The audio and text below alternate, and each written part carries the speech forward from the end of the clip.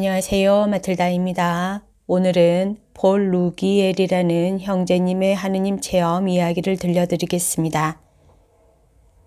여러분은 역사적으로 하느님께서 어떤 진실을 밝히고 사람들을 구하려 할 때 높은 산을 선택하셨다는 걸 아시나요? 예를 들어 노아와 방주는 세상에 유일하게 남은 사람들과 산 꼭대기에서 쉬게 되었습니다. 모세는 높은 산 위에 올라가 하느님을 만나고 십계명을 받았습니다. 예수님은 베드로와 요한과 야고보에게 그분의 변모하신 모습으로 영광이 드러나도록 여기서도 산 위에서 보여주셨습니다. 그럼 다시 2000년 후 현재로 되돌아오지요.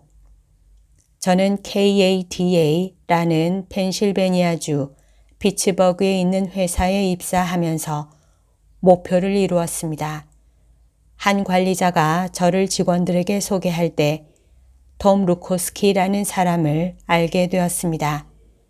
관리자가 여러분 새로 오신 편집자 폴 루기에리를 소개합니다. 라고 하자 톰이 쳐다보더니 메주고리에 대해 들어본 적이 있나요? 라고 물었습니다. 솔직히 저는 그게 새로 나온 텔레비전 장비라고 생각했고 그래서 모릅니다. 라고 답했습니다. 질문이 겁났습니다. 그러자 톰은 유고슬라비아의 작은 마을인데 복되신 성모님이 여러 아이들에게 발현하는 곳이에요. 라고 해서 저런 큰 도시의 광신도구나 라고 생각했습니다. 매일 그가 저를 찾아와 메주고리에서 일어나는 기적의 이야기를 담은 새로운 신문 기사들을 보여주면서 서서히 톰이 광신도라는 생각이 없어지기 시작했습니다. 저의 모친이 난소암에 걸린 지 1년쯤 되었습니다. 그때 말기라는 이야기를 듣고 어머니를 메주고리에 모시고 가겠다고 생각했습니다. 사실을 말하자면 저는 당시 거의 믿음이 없었지만 톰이 보여준 증거는 기적의 가능성을 보여주었습니다. 톰이 그곳에 갈 순례자들을 모을 때 저도 가고 싶었습니다. 하지만 첫 번째 숙제는 우리가 어머니 병이 낫도록 지구 반대편에 있는 공산주의, 무신론 국가에 모시고 가자고 제 아내 마리를 설득하는 일이었습니다. 제가 이렇게 말한 게 기억납니다. 하느님께 우리가 그분을 사랑한다는 걸 보여준 적이 없었지. 어쩌면 이번 순례를 통해 우리가 그분을 사랑한다는 걸 충분히 보여줄 수 있을지 몰라. 그리고 어쩌면 그분이 어머니를 낫게 해 주실지도 모르고. 그러자 아내가 동의했습니다. 이게 첫 번째 기적입니다. 어머니는 쉽게 설득이 되었고 그래서 우리는 곧 메주고리에 비행기 표를 3장 샀습니다. 출발 전 몇 주 동안 어머니는 하루가 다르게 병세가 악화되었습니다. 출발이 임박하자 어머니는 너무 아파서 갈 수가 없었습니다. 종양이 너무 커져 임신한 것처럼 배가 불렀고 종양은 장기에 들러붙어서 수술도 할 수 없었습니다. 톰은 어머니의 표를 환불해 주면서 저라도 어머니를 위해 그곳에 간다면 어머니는 치유될 거라고 했습니다. 저는 그 말이 불편했습니다. 그래서 이렇게 말했습니다. 톰, 그런 말 할 필요 없어요. 만일 그런 일이 일어나지 않아도 우린 친구인데 당신을 탓하지 않을 테니 그런 말을 쉽게 하지 마세요. 그러자 톰은 내가 왜 이런 말을 하는지 나도 잘 모르겠지만 일단 가서 어떻게 되는가 보죠. 라고 했습니다. 그래서 어머니는 남겨두고 아내와 함께 메주고리에 갔습니다. 솔직히 처음 4일 동안 우리는 특별한 걸 전혀 느끼지 못했고 왜 왔는지 모르겠다고 생각했습니다. 그런데 나흘째쯤 되던 날 우리 순례단 모두에게 평화의 느낌이 찾아왔습니다. 순례단은 40명 정도였습니다. 그 느낌은 날마다 강해지면서 우리가 천국 가장자리에 발을 들여놓은 듯한 느낌이 들 정도였습니다. 그곳에 있을 때 하루는 아내와 함께 발연산 입구에 있는 가게에 있었습니다. 밖이 소란스러워서 무슨 일인지 나가보았습니다. 십자가가 또렷이 나타난 것을 보고 깜짝 놀랐습니다. 그것은 언덕 위에 들이운 구름이 만든 십자가였습니다. 그것 빼고는 구름 한 점 없는 맑고 푸른 하늘에 나타났습니다. 눈, 코, 입, 가시, 면류관, 심지어 예수님 팔 근육까지 보였습니다. 한 20분간 그 상태로 있더니 얼굴이 오른쪽으로 돌아갔습니다. 그것은 아기 예수님을 안고 계신 복되신 성모님 옆 얼굴 이미지가 되었고 나머지 십자가는 그대로 있었습니다. 한 5분 후 옆 얼굴 이미지는 뒤로 돌아가면서 다시 예수님의 얼굴이 되었습니다. 좀 더 그 상태로 있더니 이윽고 흐려졌습니다. 하필 그때 카메라를 갖고 있지 않았습니다. 아직도 그게 너무 아쉽습니다. 집으로 돌아오는 비행기에서 통로 쪽에 앉았습니다. 복되신 어머니, 어머니와 약속하고 싶습니다. 라고 기도한 게 기억납니다. 그 순간 성모님이 팔짱을 끼고 옆에 서서 저를 내려다보는 걸 느꼈습니다. 저는 만약 당신의 아드님을 통해 우리 어머니 병을 낫게 해주시면 피츠버그 교구에서 저를 받아주는 모든 가톨릭 학교를 돌아다니며 아이들에게 메주고리에와 락큰롤 등에 대해 얘기하겠습니다. 라고 말했습니다. 이 말을 마치자마자 성모님은 사라졌습니다. 마치 전기 스위치를 끄듯이. 집에 도착해보니 어머니는 아직 살아계셨습니다. 어머니는 침대에서 일어나 앉아서 순례에 대해 물어보셨습니다. 그 후 한 달간 어머니는 나아지는 것 같았습니다. 우린 조심스럽게 희망을 가졌습니다.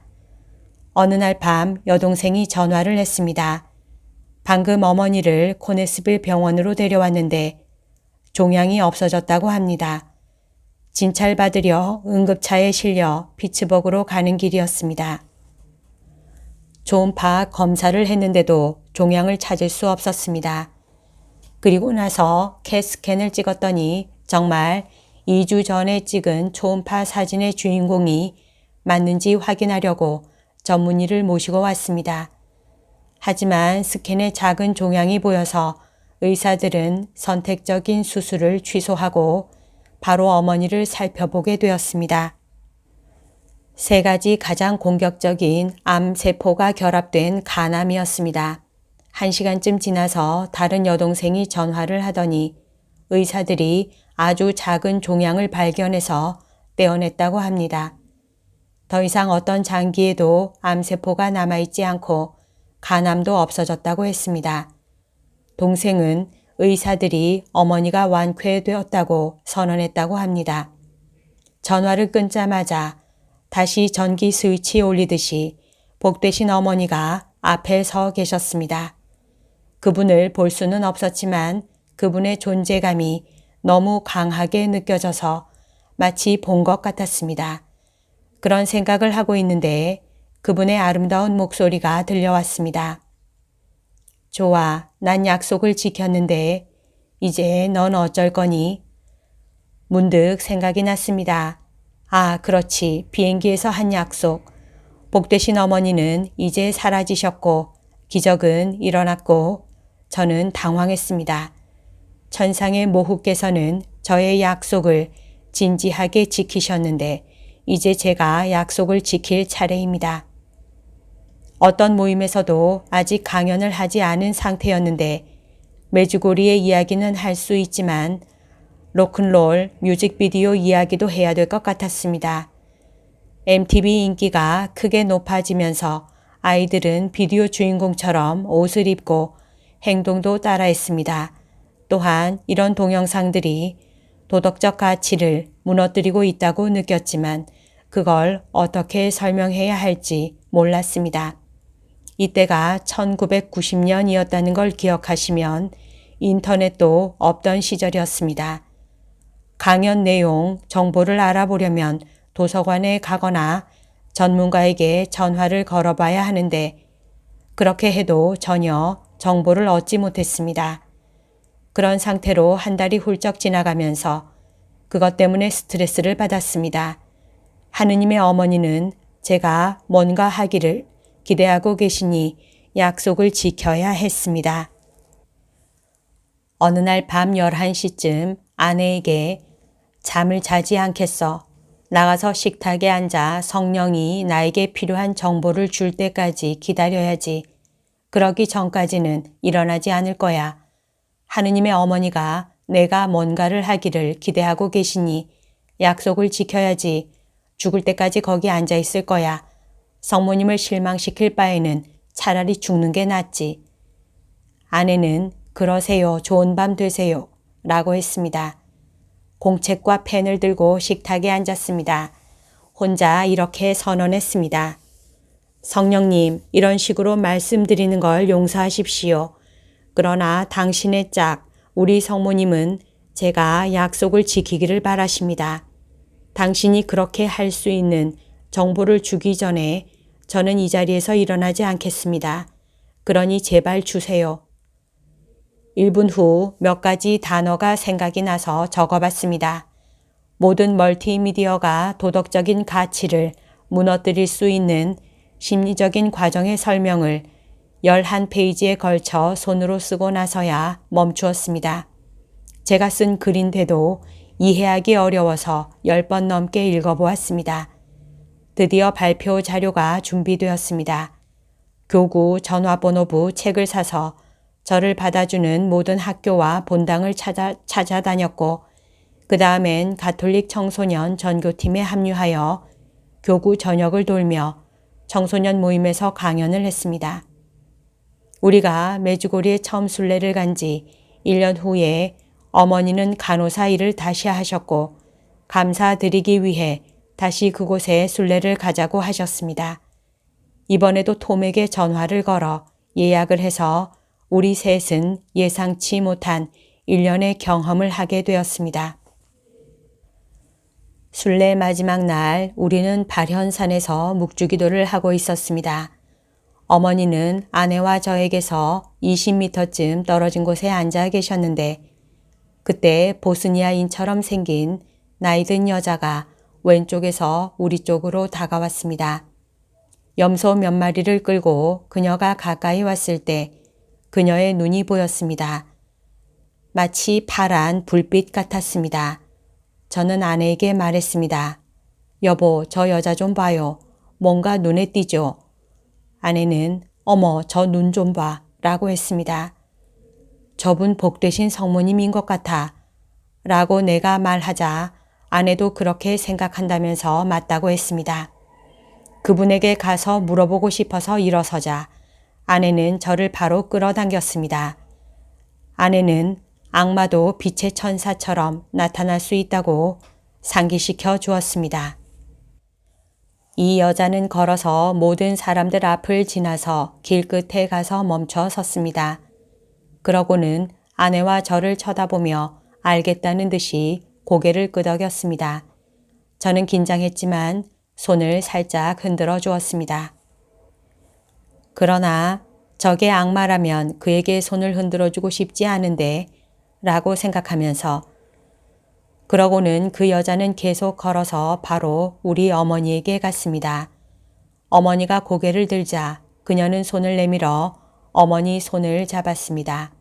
어머니는 울기 시작하셨습니다. 그들은 말없이 소통하는 것 같았습니다. 잠시 후 그 여자는 아내와 저를 돌아보고 다시 고개를 끄덕이더니 염소를 몰고 언덕을 넘어 계속 걸어갔습니다. 저는 얼른 어머니에게 다가가서 다급하게 물었습니다. 어머니, 제가 미쳤을까요? 아까 그분 복되신 성모님이었지요. 어머니는 아직도 울면서 맞아 라고 했습니다. 와, 그분이 뭐라고 하던가요? 라고 묻자 복되신 성모님은 아무 말도 하지 않으셨어. 라고 어머니가 답했습니다. 알아요. 그분을 보고 있었어요. 하지만 그분이 어머니에게 뭐라고 하시던데요.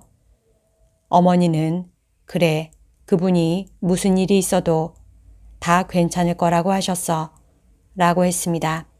저는 즉시 말을 받아서 그거 잘 되었네요. 어머니 암도 사라졌고 복되신 성모님이 또 이런 기쁜 소식까지 방금 주셨으니. 그러자 어머니는 잘라 말했습니다. 아니, 그분은 그렇게 말한 게 아니야. 무슨 일이 있어도 다 괜찮을 것이라고 하셨다. 그건 완전히 다른 이야기지. 이런 이야기를 주고받은 게 1분도 채 안 되었고 저는 언덕 쪽으로 가보았습니다. 길이 훤하게 다 보였습니다. 그런데 그분과 염소들은 완전히 사라졌습니다. 보통 걸어서 내려가려면 15분은 걸리는데요. 다음날 우리는 집으로 출발했습니다.